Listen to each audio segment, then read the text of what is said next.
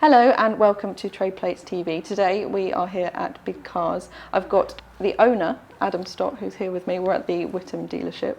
So Adam, you've got Big Cars is definitely the right name for this place. You've got a lot going on, a lot of cars, a lot of sites. Yep. How did you end up with this? How did it all start, I guess, is the most important thing. So how did it all start? I mean, currently we've got 5 sites now, with one that's opening very soon in Suffolk. We've been going now for about 8 years. When I started the business, I was working at BMW, similar to sort of a lot of people are in the car industry, and I felt a bit limited by what I could do and how much I could grow. I'd always been interested in starting my own business, and when they capped my commission structure, it was going to be that I couldn't out-earn what I'd been earning, so I decided to make the leap and start my own business. So basically, I sold my house to fund it. I had a little, it's a nice little 3-bed house in Chelmsford, not far from where we are now. I sold that. I moved back in my mum, and I used the money basically to fund the business. And literally, it's gone from very fast growth. On average, we grow about 80% year on year as a business. Very, very fast growth. And obviously, we've had a lot of learning to keep up and make sure that we're growing properly and put the right infrastructure in. And really, it's grown to what it is now. We've got 75 staff, 5 sites. We sell near on 3,000 cars a year. So it's been a great journey, something that I've really enjoyed, and and I'm pleased for you to ask me to be on the show, so I can tell people a little bit about that really. So how confident were you back in those days when you sold your house? That's obviously a massive step to take. Were you sure that it would work? I think I was. How old were you at this point as well? I was 25. Wow. So I was 25 years old. I was confident. People have sort of said that I've not really ever had much of a problem with confidence, but I think it was, in all the jobs that I'd done, I'd been successful. I'd worked at BMW, I'd worked my way up to be the top salesman. I worked at Ford, I worked my way up to be the top salesman. I worked at Powerhouse, which is a retail thing, and I won an award out of all the branches for most commission per house as a top salesman there. And previous to that, I worked at KFC, and I was the best at cooking chicken, you know what I mean? So I felt you can sell anything, right? Well, so I was confident in my own ability that I could do something. But what I didn't realise is actually how challenging it would be. And I think when you are in a working environment, you have lots of different supports around you that maybe you don't realise. When you go out on your own, you are actually really out on your own, and it's really challenging. But I love that because I love a challenge, and I was never going to give in no matter how hard it got. It was get rich or die trying, as 50 Cent says. What site did you start with then? So I started with, funnily enough, I was working in my parents' spare bedroom in South Woodham Ferris, and what I found actually is it was quite comfortable because I hadn't really grown. I hadn't stepped out of my comfort zone. I was doing a bit of business. I was getting quite comfortable, and I thought, you know what, I'm not pushing myself enough. I need to push myself a little bit more. So I went out and got a very small office in Hatfield Peveril. Most people don't know this, I've never really talked about it, but I got a tiny office, probably it was smaller than this room. Right. And it would cost me £300 a month, and I started doing some sort of trading cars from there. And again, I realised I'd got comfortable, so then I went and got a bigger premises. And then I started to grow. But I think it's always important to continue to challenge yourself, continue to grow, and to spot when you're plateauing. And I think a lot of people don't realise they get to a point and they hit a wall. Their results become the same again and again and again. And I've always wanted to break through those plateaus and make sure that I achieve more growth, which has been very, very important to me. So I always continue to push myself. Do you do the same thing with your staff as well? Is it important to push them all the time? Yeah, 100%. I think it's with staff. I could talk a lot about staff, but it's I believe in creating a good culture, and I think a culture in a bigger business works more than anything else you can do. And our culture is around training. We believe in training our staff regularly. We have a weekly training session for all our salespeople, and that's kind of how we get our culture into them. We put the culture into them. You must look after your clients. At the end of the day, the bigger you grow, you need people to come back to you. You need people to refer people. We don't look at it like we're going to sell 1 car. We look at it like we're going to sell 4 cars. We want to sell a car to you. We want to sell a car to your mum, your dad, your sister, and we want to look after you in order to do that, because otherwise you won't do it. So for us, the culture is look after people, train your staff properly, and really make sure that you set up an environment of growth. And that's the other thing. I never would have left BMW had I been able to grow. But the reality was I was stuck. I couldn't grow. There was no more I could do. I couldn't earn any more money. I didn't really fancy going into a management position because it just wasn't me. And also I was quite young because I was 25. They didn't really want to give me a position running a big dealership and things like that. So I had to create my own opportunity, which is what I did. Well, it's definitely worked out well. Yeah. So, what sort of cars do you sell? How did you decide that you were going to make your business as it is? Well, in the beginning, we actually sold a lot of high-end vehicles, and I had a good client base. I had a lot of people that I knew that trusted me, believed in me, knew that I would look after them, because my mantra has always been to look after the client. And we sold the bigger stuff, and I'll be doing the Range Rovers, I'll be doing the Audi R8s, I'll be doing the occasional Lamborghini, Ferrari, those kind of things, Audi, Mercedes, and BMW. But as we've grown, we realised that in order to grow the business properly, we have to make it scalable. So we sell a wider range of cars now. So our top selling car is a BMW 1 Series, then a BMW 3 Series, then an Audi A4, then actually a Ford Fiesta. And then you're looking at Nissan Jukes, DS3s, things like that. So if you want to grow your business, you can't if you just do the high-end stuff, it's a little bit tougher to scale it, I found. So is that because you're taking people through that process of like the kids and the parents buying different stages of life? I think it is. We're looking for the opportunity to sell to everybody that person knows. But it's not just that. I mean, the higher end clients want to know somebody. They really want to deal with somebody they know. Right. And in order for me to create a business that could really grow, I actually had to step away from dealing with people on cars. So I don't sell cars anymore at all ever. I think I've got 2 clients that I'll still get involved in the process with, because I don't have time. I've got to run a business. I've got 75 staff. I need to make sure the business is set up to operate properly. So when you detach yourself from the selling, it's very difficult for the people underneath you to provide that same level of service. So as we're growing, we have to continually give that training to make it better. And the people in the business, they create their own mini networks where they create those client bases. And that's kind of how you scale it. I do think that's very cool, though, that you are the owner of this big company with 5 sites, but you still have some customers that you look after. Yeah. So are they from like way back? Really good I mean, I say that a couple. I mean, I've got really, really good relationships with a lot of people, and I'm a very loyal person. If someone's been good to me, then I really want to be good to them back as well. But I get directly involved with just a couple of people because they are very close friends, and I get directly involved. But then I have several that obviously I get hundreds of people want to buy cars, but then I delegate them to the team and just oversee it and just check in. Did you look after that client? Are they happy?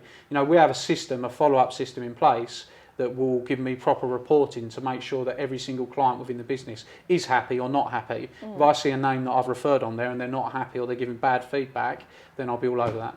Yeah. So that's good to know. Yeah. So over the road from here, you've got a service centre. Was that just that's a natural progression, or was that something else you wanted to do? I think so. I mean,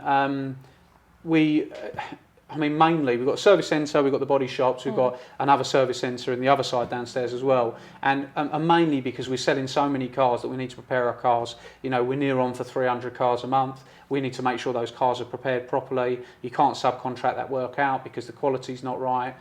So you need to set up the systems to make sure that your cars are prepared to the highest standard, because at the end of the day, you can look after your client as much as you want. You can answer their phone calls at midnight. You can do the best job in the world for them. If the car breaks, they've still got a problem. So you need to make sure that it's not just a great client service, it's actually a great product as well. And that's something that we focus on.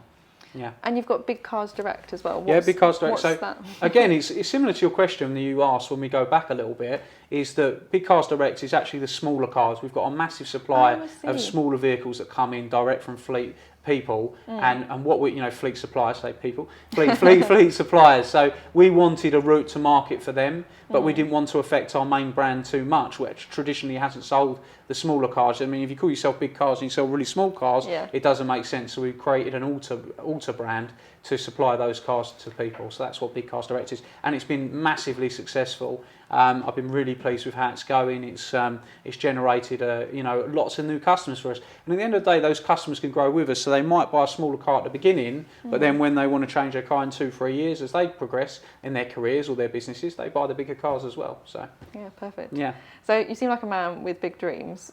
Are you going to grow more than this, or are you at the size you like? I think I say dreams, it's more vision, I have a vision of where I want to take the business. We're very steadily on track for that. We've done a lot of expanding. Like I said, we grow 80% year on year. I think at some point you do also have to work on the infrastructure of the business, the systems within the business. You have to maximise what you've got. And I think we're at that stage at the moment, really maximising what we've got within the business, how we deliver the service and the product, how we look after our clients. So we're doing a lot of work on that at the minute. rather than just continually growing, because I want to make sure that everybody that engages with us is happy with the service they receive. And when you're selling 300 cars a month, that is quite difficult. Yeah. You know, but we're striving towards that. And don't get me wrong, we still get problems, but I think it's about how you address the problem, how you try to fix the problem. And that's kind of the stage we're at now. But yes, we've got obviously big visions and dreams of where we want to grow and what we want to do with the business. And because of that, I'm continually bringing in really, really high quality people. We've now just recruited a sales director who's very, very high level. He's got the right ethos to what we have, which is very important in recruiting. We've got a great operations director who's finance director at Dagenham Motors for 16 years. We've got a new marketing director as well, who's very, very skilled, was at Mercedes-Benz retail for 16 years. So I'm bringing in proper key people into my business that understand the industry, know the industry, and can help me grow this business in the right way with my vision and my culture within the business as we grow it. So you've stayed in the east of England at the moment as Yeah. well. Do you see yourself becoming national, or? Eventually, obviously, as we grow, I mean, we've got sites in Surrey now. We've got a site in Addleston, Surrey. Right. That's been, very, very successful. We've got a site that's opening very soon in Suffolk as well. How have you picked those places? How have we picked those places? Well, I think if the audience is car dealers, they'll know it's quite hard to come by sites. Yeah. So when we get offered the right opportunities, we assess the opportunity, we assess the population, we make sure that we can make an impact in that area, and we do our due diligence. And if we feel that that is the right area for us, then we'll take the opportunity. Okay. But it's about assessing the opportunities as they come to you. In terms of the strategy, Surrey might not have been the first county that we wanted to move to, but it was the best opportunity, so we took that. And Suffolk might have not been the next on the list either, but it was the right opportunity. So I think it's assessing everything before you make that decision. And how have you been finding car sales at the moment? Obviously. Yeah, fantastic. I think, absolutely great. Yeah, it's. I'm hearing mixed things from different people. Some people say it's fantastic, other people not so sure. I think we live in. I try to live in our own world. I don't. And in the beginning, one thing I did is listen to a lot of other people. But the reality is, it is what you make it. Yeah. And no matter what anyone says, if you want to attack it, and you want to do big things, and you want to make it happen, then you can do it. If you want to listen to everyone else moan that ain't going great for them, then it won't happen for you. So I think it's very important for a business owner to have the right mindset about what they want to do in the business. And one thing I'd advise people to do, if you've got people in your ear and you've got people around you telling you that, oh, it's difficult, things aren't happening, it's not going as well as I want to, shut the door, don't listen to it, because you make your reality, not other people. So what would be your best piece of advice then for someone in any business, I guess? My best piece of advice for someone... Let's tap into this. Right, okay, so, my mantra is at the end of the day, I think you need to invest in yourself. I've got a coaching business now where I coach car dealerships, I coach other businesses, I've got high-end estate agents that I'm coaching, wow. I've got car businesses, servicing businesses, fitness businesses. I'm helping those business owners grow their businesses, and I'm being able to achieve massive gains. So, some of the people I've been able to get 300% growth in under a year. Some of the people I've got 40% growth, and growth in profits as well. And what I tell those people is, you have to invest in yourself, and coaching is one of those things. You have to invest in yourself, you have to learn, you have to keep growing. You're either growing or you're dying. And I really want to help people grow, and that's kind of why I'm doing that. So my piece of advice will be invest in yourself. At the end of the day, if you're here and you stay here and somebody here is taking small steps and learning more and more and more, they'll go a lot further than you will. So if you're not feeding your mind, if you're not making sure that you're learning and improving your weaknesses. So, for example, if you're not great at accounts, it's your responsibility to become better at accounts. If you're not great at marketing, it's your responsibility as a business owner to become better at marketing. You need to learn all aspects of your business. Just because you own the business doesn't mean that you're qualified to run the business. And I think people need to focus on growing their levels and raising their levels on an ongoing basis. And if they do that, you'll become successful. I think it's an important one to end on. How on earth do you find time to do all this and also help all these other people out?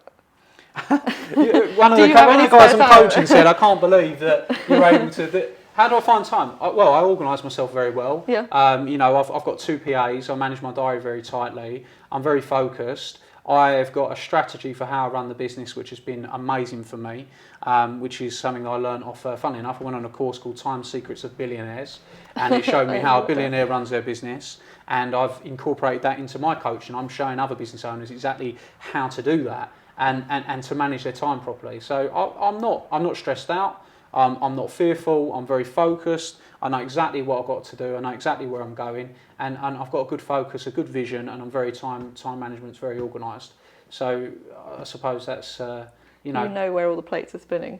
Oh, definitely. And don't get me wrong, things come up. We had something come up this week that we didn't quite get the results that we wanted, but, you know, I put my focus into that area and we improved it and it sorted it. You know, and at the end of the day, you know, a lot of people say, well, I might not have the time. Well, how much TV are you watching at night? You know, what do you do when you get home? You know, what do you do in the morning? What time do you get up in the morning? You know, if you're getting up at, 9 o'clock every day, or whatever, and you're not getting up at the right time, and you go home and you watch 6 hours of TV, of course you've got no time. You know what I mean? Half the day. And the other thing that gets me is we've got obviously the events I run. We've got an event I run with apprentice winner Lee McQueen, How to Make It Big in Business. And one of the things people say to us most of all is, I haven't got time to get to the event. And that's the one that gets me, because I think, yeah, but you've got time to watch Coronation Street, you know? People have got to focus on the right things, and growth, investing in yourself is so important for me. I make time for the things that are important, and that's one that's really, really important. And also, I don't go out and hang out with the salespeople and chat to salespeople. I don't go and, I don't walk around and sit having coffee breaks. I don't really have a lunch break. I have my lunch. You see, I've got fridge and freezer and microwave and everything in the office. I have my lunch in the office. I have it at a set time. I'm very, very organised. So. That is some fantastic advice. Thank you very much. You think so? Right, okay. Yeah, definitely. I hope so. It's all about, like, if we can add some value and, help people. That's why, we wanted to do the interview, and I appreciate you asking me to do it. Well, thank you so much for letting us come down and take over your office. And all that advice is really good. I love interviews where you come away feeling like you've gained something. It's positive. Brilliant. Thank you very much. We'll have to come back again soon and see how much you've grown. Yep. And thank you to everyone who watched today. Hopefully you've enjoyed it, and we'll be back again in a couple of weeks. Thank you.